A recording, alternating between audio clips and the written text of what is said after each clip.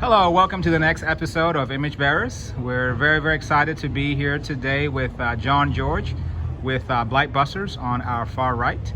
And on our left, we have the Davis, who are actually leading the Detroit chapter of Hope Worldwide. So just to start out, can you please share with us, John, how BLIGHT Busters got started? Certainly. Well, I happen to be a lifelong Detroiter, and 35 years ago there was an abandoned home behind our house that turned into a crack house. And we didn't want to move, but at the same time we didn't want our children growing up in and around that negative energy. We believe now, as we believed then, that that's a form of child abuse. So I got together with two neighbors, Albert Mack and Felix B. Wright, and we spent 8 hours on a Saturday 34 years ago boarding up the house and painting the boards and cutting the grass and tidying up and putting the debris to the curb. And when the drug dealers returned that evening, they couldn't get in, they got in their Jeep and they left. And that's how the organization started in June of 1988. Wow, that's amazing. And I appreciate that, because to me it shows that you didn't just complain about Detroit or what have you, but you got in there and said, what can we do? We have to keep in mind, in the 50s, we had almost 2 million people living in Detroit. That's right. And today we're down to less than 700,000. But I believe that Detroit's on the front porch of the greatest urban comeback story in this nation's history. But we have to work together. Quick question for you. I know many years ago, the biggest industry was obviously automotive. Yes. Which seems to be still here partly, but kind of moving away. What other industries are you aware of that are making a hub here in Detroit, that are providing employment, livelihood, this kind of a thing? Well, certainly. I think we all know the importance of the automobile in Detroit. And that history is deep and rich. I actually serve on Mayor Duggan's Brownsfield board, and we've approved a number of projects and programs that are bringing the plants back to Detroit. The Chrysler plant is one example. And there are others that are actually coming back into the city and recreating those opportunities. But of course, Dan Gilbert is doing great work in downtown Detroit, bringing back the core. And as much as we all love downtown, the neighborhoods are just as important. So while Dan and his people are doing that, we're working here with Malcolm and others to make Detroit neighborhoods. We want them stabilized and revitalized. We want to create some opportunity and hope. And when we do these projects, all of those things come to the forefront. Gotcha. So what do you guys do on a regular basis, month to month at BLIGHT Busters these days? I know it started, like you said, 34 years ago, where you wanted to clean up the neighborhood just where you guys were. It took 8 hours doing that. So what does BLIGHT Busters look like today? Well, certainly. Well, as we know, today we're here at the Artist Village, which is a collection of projects and programs and partners. 20 years ago, Alicia Marion, now Alicia George, wanted a neighborhood coffee shop. So we built her one. And at the same time... You guys need anything before I head out? You good? Okay. Thank you, sir. Volunteers. 20 years ago, Alicia wanted a neighborhood coffee shop, and at the same time, Chaz, the mural artist from Detroit, said he wanted to teach kids and paint murals. And BLIGHT Busters has a bad habit of buying old dusty buildings and cleaning them out and causing people's dreams to come true. So when the smoke settled, Alicia had her coffee shop, Chaz had his studio, and BLIGHT Busters continues to bring people together, like our friends at Hope Worldwide and others, to do the work that needs to be done to turn this neighborhood around for the better. Okay. So just to summarize, you kind of put this area together where we are right now, which is downtown Detroit, which has, we can probably hear a little bit in the background as far as the drums and so forth. Yep. But at the same time, this is also a coffee shop, I think. So you actually have regular customers coming in here. An art gallery. An art gallery. Studio space. It's a volunteer space. Okay. You know, you have to remember that BLIGHT Busters has raised and spent over $20 million doing this work. But what's more important is the fact that we've attracted over $100 million in investment. We were one of the groups to convince Myers to build around the corner. That was $33 million. We worked closely with Mr. Cummings and got him to purchase 3 abandoned buildings in the neighborhood. He's already invested $3.6 million in one of them. He's getting ready to invest another $4 million just down the street in another. Jim and May have purchased the building behind us. They've invested $6 million. So when we started this work, people were fleeing from this neighborhood. 34 years later, again, because like Malcolm and my friends at Hope Worldwide and the other volunteers, you know, Detroit is a diamond in the rough. All you gotta do is polish that boy up and it's gonna shine. And that's what we've been able to do here. And that's why you're seeing people coming back. The investment is now pouring into the neighborhood. Last year, the state and the city spent $20 million redoing Grand River. 2 weeks ago, the mayor was here in the alley with a grant. He's gonna spend $3 million in 5 alleys. This is gonna be the first one. It's gonna have new concrete, new lighting, new doors, new windows, artwork.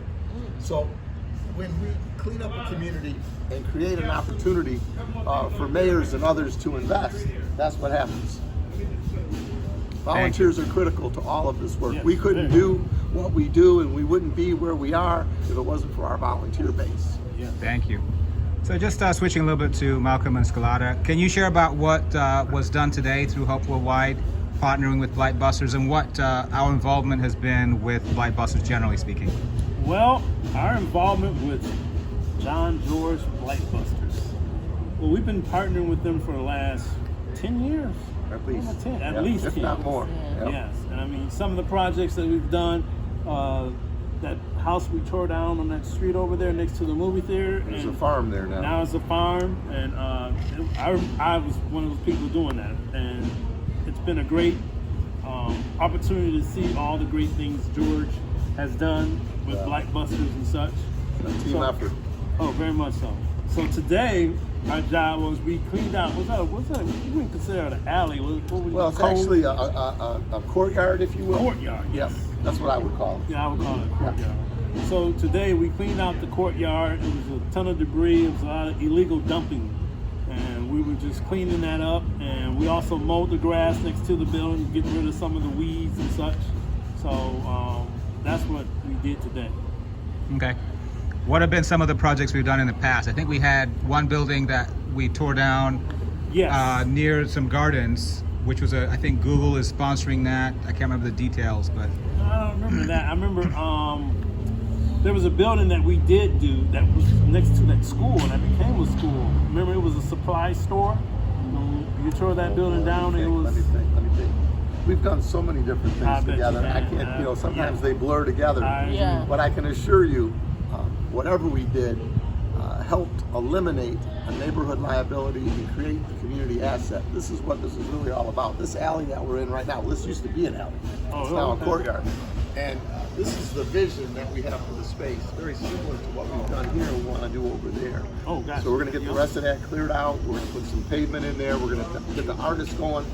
We're going to put murals on the walls. We're going to put in picnic tables and umbrellas. And it'll be another place where we can gather and break bread together and enjoy the wonderful place called Detroit. We'll be there too. thank you. So last question for you. What do you see as the future for Blight Busters and for Detroit? Well, certainly. Well, like I mentioned earlier, I think we're really on the front porch of a major comeback. You look at all the indicators of investment, people moving back, so on and so forth. Nothing's perfect, and we got a long way to go, but at least we're going. Sure. The other thing is, working with our volunteer base, we actually hand-wrecked 14 abandoned properties just 2 blocks from here. 1 block on Orchard and then on Santa Clara. We, Blight Busters, have been awarded a contract with the city and the state to build 48 units of affordable housing on that land that we cleared. And again, if it wasn't for the volunteers helping us clear the land, I compare it to an artist whitewashing a canvas, Yep. right? You gotta clean it. Exactly. And you kind of start from ground zero. Yep. But it's a $14 million project. 48 units, they're all affordable. They're going to be 2-bedroom apartments, refrigerator, stove, washer, dryer, central air. And based on your income, about 500 or a little bit better than that Gotcha. on a monthly. So we're creating that affordable housing so we can bring more families into the community so they can go to the coffee shop and they can go to the theater and they can go to Sweet Potato Sensation. Say that 10 times real fast. Sweet Potato Sensation, Sweet Potato Sensation. But the point is, we're creating an atmosphere where people are not afraid to invest and participate and volunteer and get involved. And all 48 are going to be affordable housing? Yes, ma'am. I know so many people bring new apartments and housing to the city sometimes, and only a small portion is given to affordable housing. This whole project is going to be given to affordable housing. Not in BLIGHT land. They're That's all going to be awesome. affordable. Yes, That's ma'am. awesome. Yes, ma'am. No, 'Cause we want everyone to be able to afford to participate in this neighborhood. Yeah, I can just say, I mean, we come down, it seems like once a month, once a year, I'm sorry. And love then to have we're you once a involved. month. Yeah, it would be Know nice. that. But then we also have, at Christmas time, we're involved with Genesis House. Genesis House. So we have So yeah, maybe we can figure out a way to come more regularly. But I think what we do is a small part of a bigger picture, which you shared about today, which I think is very helpful for us to understand. Yes. So that's the last question for you. I guess last question for Malcolm Scalata. How does your faith impact your involvement in events like this? Because I know for myself, I was reading today Matthew 5 and Matthew 6. And one of the things that stood out to me was, that we should be obviously involved in good works. Our good works should be hidden, but at the same time, we should also announce them to the world, which is in Matthew 6, verse 1.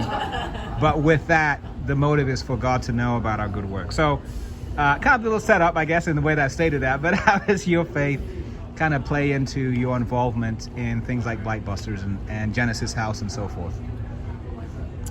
I think for myself, I was reading scriptures this morning too. I can't. It was in Matthew, and it was talking about how the greatest commandment is to love God with all your heart, mind, soul, and strength, and the other is to love your neighbor as yourself. I see what we do is loving our neighbors as ourselves. So to love God first, and then to love our neighbors, and our neighbors are anybody. And so that's how it plays into my faith, just really wanting to live out the example of what I think God would be. Yeah. Thank you. I'd like to say one thing about Yes. that as well. I've always believed, and was taught this as a young child, that when you give and you give freely, it comes back tenfold. And I know that for a fact. We've been giving and giving and giving, but it's been coming back just in waves, tsunamis. I mean, these tables that we're sitting on, they were all donated. The paint, the murals that the artists used was donated. All the furniture that you see here was donated. Dollars are donated, vehicles, houses, people's time and talent. So when you give and you give freely, and I've never been one to keep track. That's not my job. That's someone else's job. Yeah. My job is to give and give freely and to help out and to be a servant. And it's truly the truth when they say give and you shall receive. I know that for a fact. Yeah, I believe that too. Malcolm? Well, ironically, I was in Romans chapter 6, and it talked about doing good, and at the proper time you will reap. So basically, it was saying if you sow good seed or you sow good, you'll get good. And if you reap bad, of course, you'll get what that reaps. Sure. So for me, doing things like this, it increases my faith because I know I'm doing good. I know the end result. It's better. It's gonna look better than it did when I started. And when I come back a month later, I'm like, wow, man, it was really bad then. Look at it now. And that's for me. It's that reaping, doing good, and reaping even better. I think the harvest of that is the community that gets to be served. Right. Because of all the things that have been done, and a lot has been done over 10 years. You've done an amazing job. Yeah. Right. Well, we have done amazing. There you go. All right. We're very, very fortunate, and I think as you mentioned, we do have with us a gentleman, his name's Justin, who I wanted to have him share a few words as we wrap it up. Absolutely. So I guess everyone's getting a last word. But if he can maybe just Come on in, baby boy. share a few words. I know Justin's been impacted in a huge way just through John George and just his involvement together. So How's it going? just wanted to see if you could maybe share a few words about your involvement with Blight Busters, what you've learned, I guess, over the years, and what you see future-wise. I just want to say, first off, thank you to John George once again. I started working with him when I was about 14. I knew his wife when I was 12. So me being around them taught me a lot, and just seeing the world how it really is and what needs to be done for real, and how being around the kids and teaching the kids will honestly make a difference for the future as a whole. It would definitely it will make a difference, and it definitely does matter. So the future that I see Detroit going in is honestly a wonderful place. I see that it can be a good place if we just, you know, take the time and, like John always taught me, put our differences aside and honestly worry about what's really matters. And this is our home at the end of the day. You know, we gotta walk past this stuff every day. We see this stuff when we go to the store. When, you know, you go to sleep, you even see the stuff in your dreams, pretty much. You know, so it's like it definitely it matters. And I see Detroit going as somewhere that it's not a playground. It's definitely not a playground area because people live here. These are their homes and everything. So not a playground area, just an area like everywhere else around the world that's finally getting this time and this moment.